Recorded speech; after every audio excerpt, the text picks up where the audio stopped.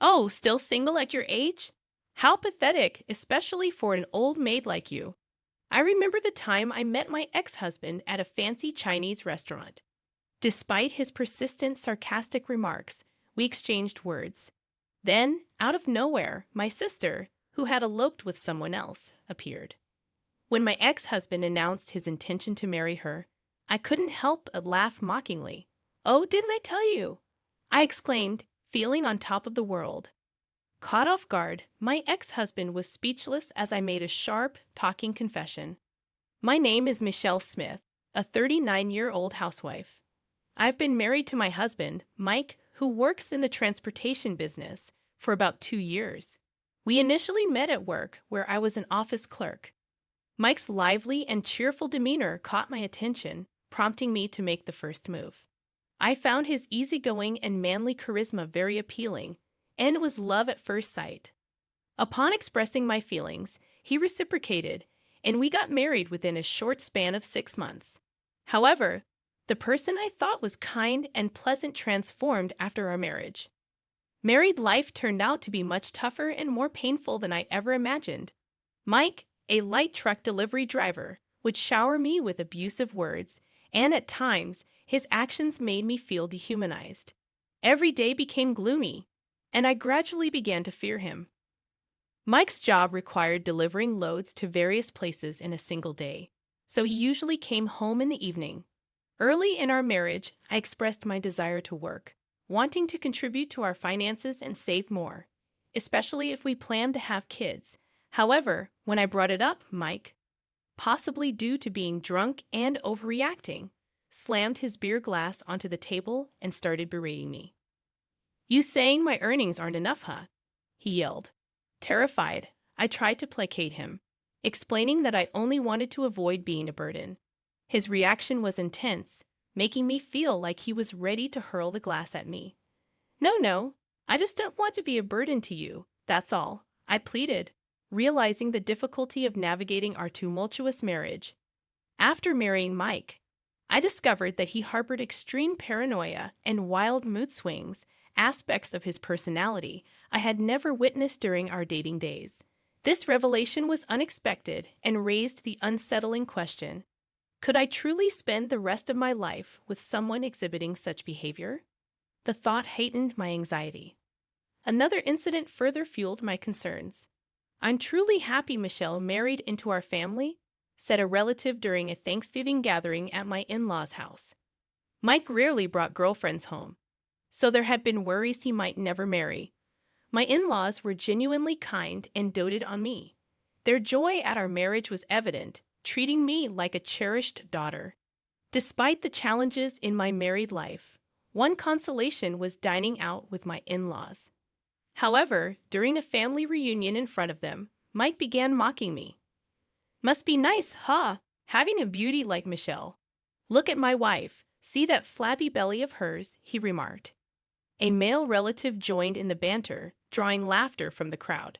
His wife playfully pinched his belly, adding to the light-hearted atmosphere. Unexpectedly, Mike turned the tables and decided to poke fun at me. "What are you talking about, uncle? Michelle looks so childlike, hardly womanly. Your wife looks way more elegant and mature," he declared. I was left speechless by this unexpected comment and revelation. The male relative tried to defuse the situation, saying, "Come on, cut it out." But everyone seemed to find it hilarious. The only ones who looked concerned were my in-laws. To help me escape the uncomfortable scene, my father-in-law instructed, "Michelle, go to the kitchen. Help my wife with dinner preparations." Grateful for the reprieve, I followed his guidance, seeking refuge from the awkwardness that had unfolded in front of my in-laws. I hurried to the kitchen, my mother-in-law by my side, tears streaming down my face after the overwhelming incident. My mother-in-law comforted me with the tenderness of a real mother. Meanwhile, my father-in-law stepped in and chastised everyone, insisting on their apologies. All complied except for my heavily intoxicated husband, who remained defiant. Why should a husband apologize to his wife? That's why Dad always gets ridiculed by Mom. Can't you have some dignity? He argued, sparking a father-son confrontation. The gathering ended prematurely that day, and the relationship between my husband and his father deteriorated. Subsequently, my visits to my husband's family home became infrequent. Life after that became a living nightmare. I lost my only source of joy and started feeling weak and lost each day. Even simple daily chores felt monumental. Whenever my husband recalled that day, he would shout at me, blaming me for the humiliation he faced in front of everyone. Fearful of his temper, I lived in constant anxiety. Residing on the 10th floor of an apartment building, I often contemplated whether jumping would provide an escape from my misery. When mentally drained, making rational decisions became challenging, and I felt precisely that way. In one of these desperate moments, my sister paid me a visit. "You haven't been in touch recently. I got worried, Michelle. You look awful," she exclaimed. Catherine, my elder sister, 3 years my senior, worked night shifts in her previous job and was highly sought after, possibly because she looked much younger than her age. Her unannounced visit was rare, and it turned out she was in the neighborhood checking on the renovations of her new club. "Something happened with your husband?" she inquired. "My sister and I were inseparable growing up, and when I got married, nobody was happier than Catherine. Catherine cried tears of joy and celebrated with me like no other. I just want to disappear." "Why, what happened?" she exclaimed, witnessing the distraught look on my face. Tears welled up in my eyes as I shared the painful situation I was facing. Every day felt like an emotional prison, with my husband subjecting me to abuse, causing pain and despair. There were moments when the weight of it all made me contemplate ending it all. Overwhelmed by my struggles, Catherine, after hearing my story, showed visible anger. She declared her intention to confront my husband right then and there. However, the mere thought of the potential repercussions made me even more scared. Tears streaming down my face, I pleaded with her not to take such direct action. Seeing my reaction, Catherine regained her composure and began brainstorming possible solutions. After a moment of silence between us, something seemed to click in Catherine's mind. With a bright expression, she whispered a plan into my ear. As I heard her proposal, I exclaimed in surprise and questioned if she was out of her mind. "You think that'll actually work? Who do you think I am?" I asked skeptically. Catherine, with confidence oozing from every pore, assured me of her trust in her plan. Despite my lingering concerns about potential risks if the plan were discovered, she made me realize the importance of wanting to break free from the torment. Unable to make a decision, I looked to Catherine, who turned serious and told me that ultimately the choice rested on my courage. Encouraged by her words, I made up my mind and agreed to her plan. From that day on, Catherine visited nearly every day. Recognizing that emotionally abusive individuals often act differently in public, she believed that her presence would prevent my husband from further mistreating me. Initially, my husband seemed uncertain about Catherine's frequent visits. Yet, he seemed to enjoy the drinks they shared every evening, gradually warming up to Catherine. With her careful planning, Catherine ensured Mike drank enough to get really drunk and stayed with him until he fell asleep. "You're always joining me for drinks, so feel free to stay the night anytime." Mike, now quite fond of Catherine, began to show her affection he never displayed towards me, even trying to stop her from leaving. However, Catherine always declined his offer with a polite smile, assuring him she'd be back the next day. For Mike, time with Catherine seemed like a dream. He was so enchanted by her that he appeared to have forgotten all about me. However, when Catherine's shop was about to have its grand reopening, an unexpected incident occurred. Out of the blue, Mike declared, "I'm divorcing you." Shocked by his words, I demanded an explanation for such a sudden decision. His cold response shattered me. "I've found someone I care about more than you. I want to be happy with her. I want you to leave." I flat out refused to accept his selfish reasoning. Despite my refusal, Mike seemed to have anticipated it. He coldly mentioned hiring a lawyer, and a meeting with a lawyer took place a few days later. Even there, Mike hurled unbelievable accusations at me. "You just want money, right? Do you want the property? I'll give whatever you ask, so let's end this in front of anyone. It was clear he no longer had feelings for me and was willing to pay a hefty sum to expedite the end of our marriage. The lawyer, perhaps feeling uncomfortable, presented me with the average amounts for such cases. Realizing the futility of resisting, I lowered my head and accepted the divorce terms. Fine, I muttered, acknowledging the harsh reality of our shattered marriage. Despite Mike's obliviousness and elation at the prospect of a smooth divorce, I demanded the division of the property. It seemed like he believed he could effortlessly earn it all back. Watching him with a mysterious smirk, I let the divorce proceedings unfold without him catching on. As the divorce proceedings began, Mike's parents, who were initially opposed to it, later firmly stood against their son's decision. When we went to inform them, they shouted at Mike and spoke in my defense. His mother, Tay, tried to convince him, while his visibly angered father scolded him. However, Mike dismissively responded, "It doesn't matter if you accept it or not. She's already agreed to it because you pushed her into a corner with lawyers." His parents' desperate pleas seemed to be just noise to him. Annoyed, he declared, "People like you are so damn annoying. I'm done with her. I'm going to marry someone I truly care for and be happy. Stop nagging me." Completely enraged, Mike shouted back in defiance. Unable to accept his decision, his parents disowned him on the spot, and Mike left their home, apparently eloping with his love interest. Half a year later, as I dined at an upscale Chinese restaurant, invited by someone, a familiar voice called out to me. To my surprise, it was Mike. I had stepped outside to make a call and bumped into Mike in the hallway. "Long time no see. Didn't think you were still around," he said with his condescending tone that hadn't changed. My face must have shown my disgust. And he challenged, "What's with that face? If you've got something to say, spit it out." Despite being in a public place, he still looked down at me with cold eyes. I held back my anger and turned my face away, attempting to act indifferent. "You're acting all high and mighty when you can't even stand up for yourself. Did you manage to find a boyfriend after our split?" Mike mocked my demeanor, sneering at me. I regretted not realizing this side of him sooner, having only witnessed it after our marriage. Without confirming if I was in a relationship, Mike continued to taunt me, saying, "Really, still single. Pretty pathetic for an old hag."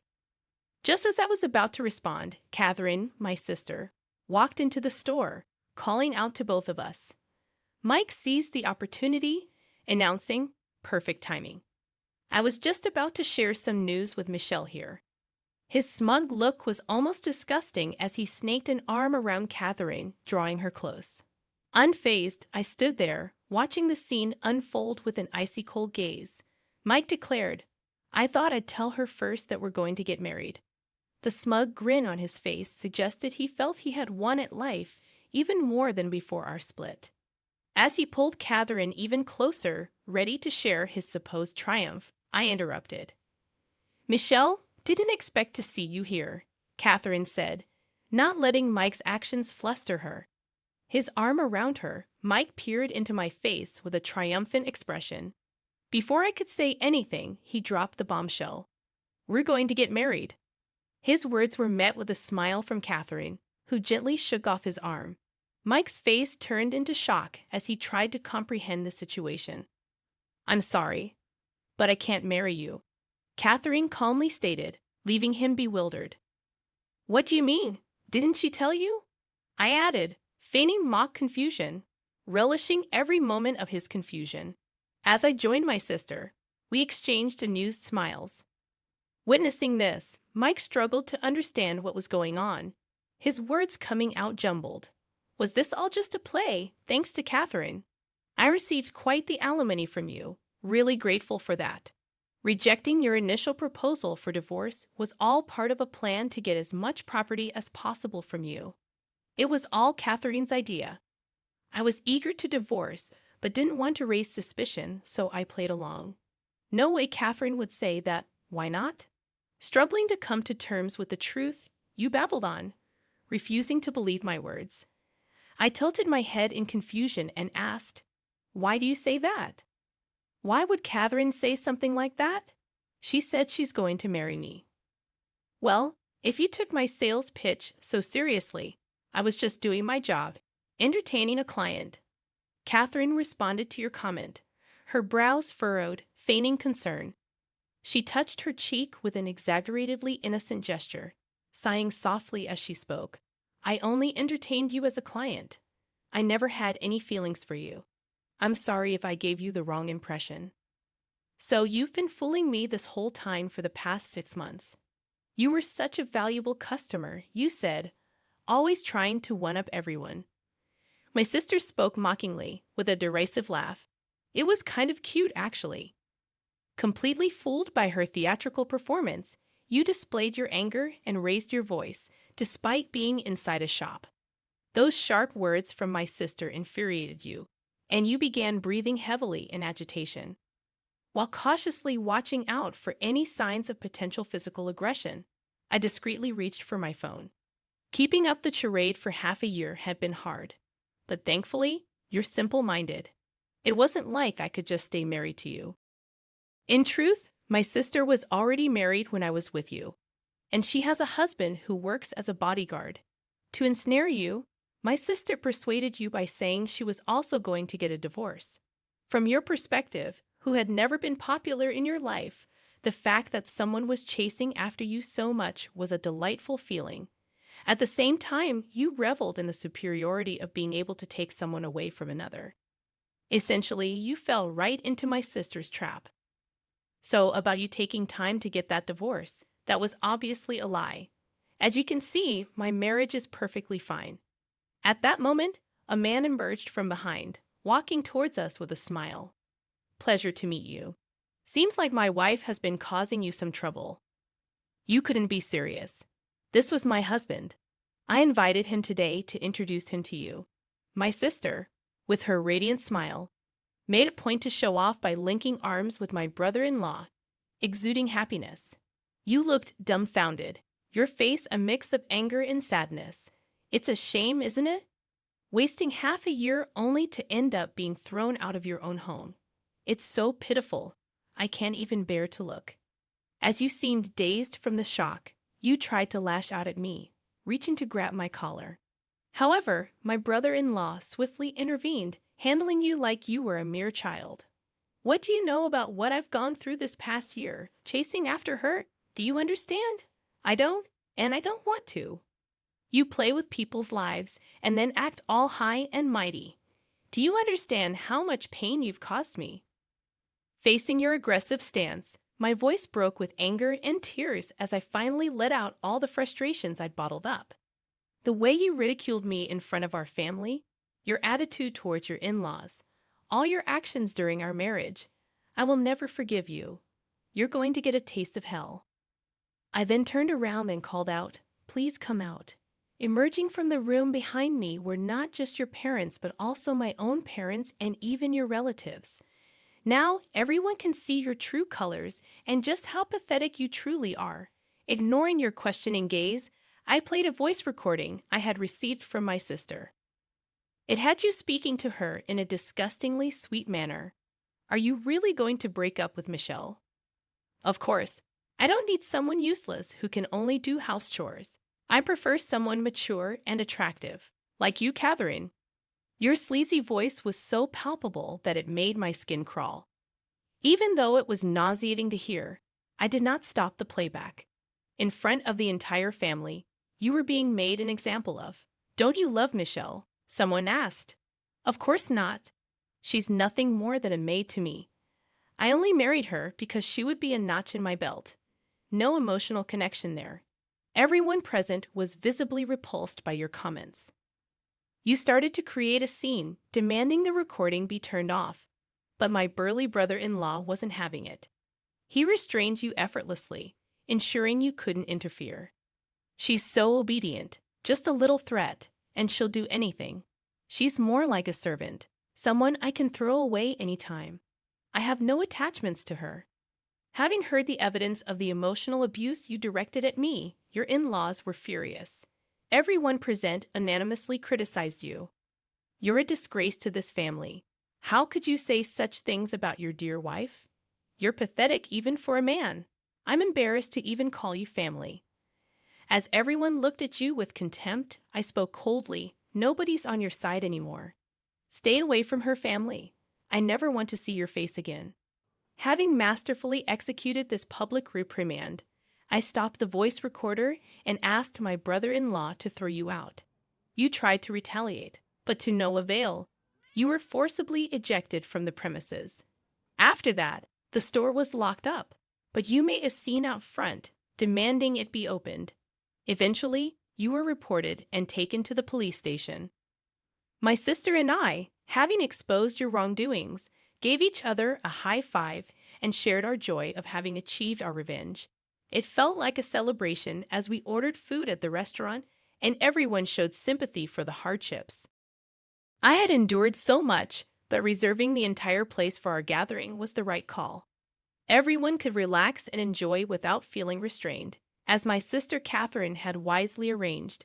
I expressed my heartfelt gratitude to Catherine, who had supported me through everything, and we savored a meal together for the first time in a while. So I got my revenge on my ex-husband. After that, it seemed like he was almost stalking Catherine, got reported to the police again, and apparently my brother-in-law Mike gave him a taste of his own medicine.